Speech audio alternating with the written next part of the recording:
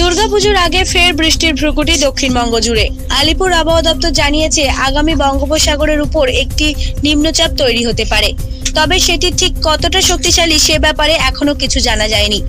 পরিস্থিতির উপর নজর রাখা হচ্ছে বলে জানিয়েছে আবহাওয়া দপ্তর। আলিপুর আবহাওয়া দপ্তরের পক্ষ থেকে আরো জানানো হয়েছে, আগামী কয়েকদিন গোটা দক্ষিণবঙ্গ জুড়ে হালকা থেকে মাঝারি বৃষ্টি হতে পারে। পাশাপাশি কলকাতা সহ হাওড়া, হুগলি, উত্তর চব্বিশ পরগনা, দক্ষিণ চব্বিশ পরগনা, পূর্ব মেদিনীপুর, পশ্চিম মেদিনীপুর এবং ঝাড়গ্রাম এই 8 জেলায় হলুদ সতর্কতা জারি করা হয়েছে। তবে রাজ্যের কোথাও আপাতত ভারী বৃষ্টির পূর্বাভাস নেই। উত্তরবঙ্গেও আপাতত সেভাবে বৃষ্টির সম্ভাবনা নেই।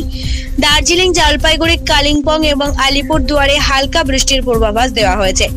কোচবিহার, 2 দিনাজপুর এবং মালদাতে আপাতত বৃষ্টির সম্ভাবনা নেই। আবহাওয়া দপ্তর জানিয়েছে সারা দিন কলকাতা আংশিক মেঘাচ্ছন্ন থাকবে। সর্বোচ্চ এবং সর্বনিম্ন তাপমাত্রা থাকতে পারে যথাক্রমে 33 ডিগ্রি এবং 28 ডিগ্রি সেলসিয়াস। বাতাসে আপেক্ষিক আর্দ্রতার পরিমাণ বেশি থাকায় এবং সর্বনিম্ন তাপমাত্রা স্বাভাবিকের চেয়ে 2 ডিগ্রি বেশি থাকায় দিনের বেলায় অস্বস্তিকর আবহাওয়া থাকবে। ব্যুরো রিপোর্ট, জেলার বার্তা।